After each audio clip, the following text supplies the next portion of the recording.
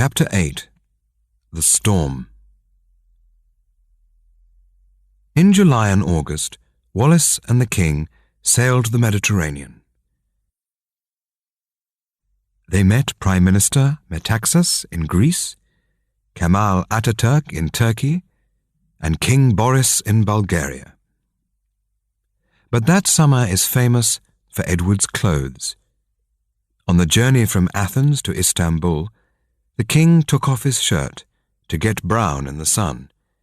It was hot, and 10 minutes later he was asleep. So he did not see the young photographer who was now taking pictures of the king.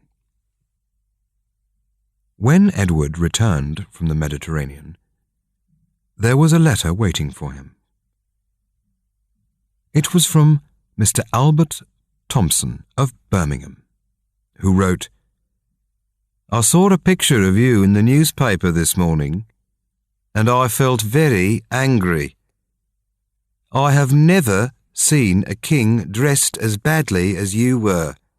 No shirt and no tie, no socks, no hat, and in short trousers. How could you, sir?" Edward showed this letter to Stanley Baldwin, the Prime Minister. "What do you think of this?" the king asked. "Mr. Thompson is right, sir," the Prime Minister replied. "You want to be modern, but the people don't like it." Edward put the letter on the fire. "And do you think that divorce is modern, Mr. Baldwin?" The Prime Minister sat down. "Yes, sir," he began. "I've read about this Mrs. Simpson. She has 2 husbands still alive. And you must understand what that means, sir. She cannot marry a king." "But I cannot live without her," Edward said. "Then, sir," the Prime Minister replied, "I can see there's a storm coming.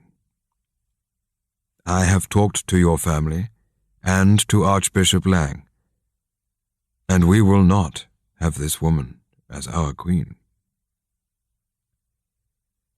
That night, the Prime Minister and the king spoke for many hours. There were hundreds of questions, but only one answer. And so, in the early hours of the next morning, Edward said, "You tell me that Wallace cannot marry a king. So there is only one thing that I can do. I will give the crown to my brother and leave England. I must follow my heart. You tell me that it's a crime to fall in love. You tell me that it's wrong to be happy. How strange this country is." An hour later, Edward telephoned Wallace. "The Prime Minister says that a storm is coming," Edward said. "So I want you to go away." Wallace packed her bags and left for France. Then Edward went to see his mother. It was a sad, strange, and angry meeting. "Do you know what you are doing?" the Queen asked. "Look out of that window.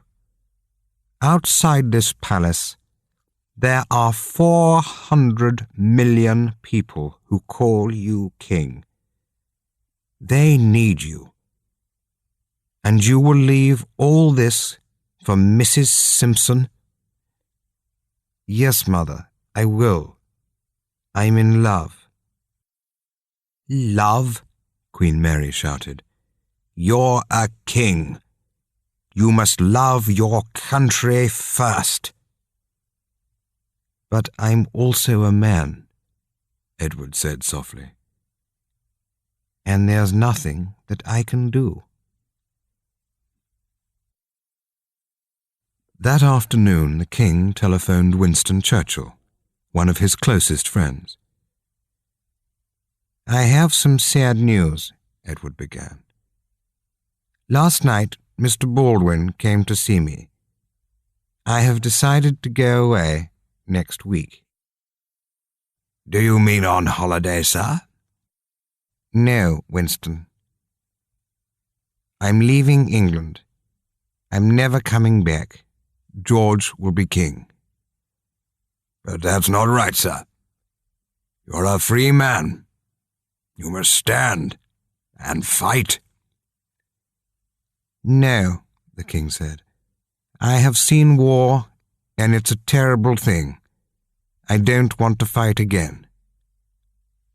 "But the people love you, and they want Wallis to be queen." "Perhaps they do," Edward replied. "But she cannot be queen. My enemies are stronger than I am. I am just a sailor. And when the winds change, the sea moves, and it takes my boat away."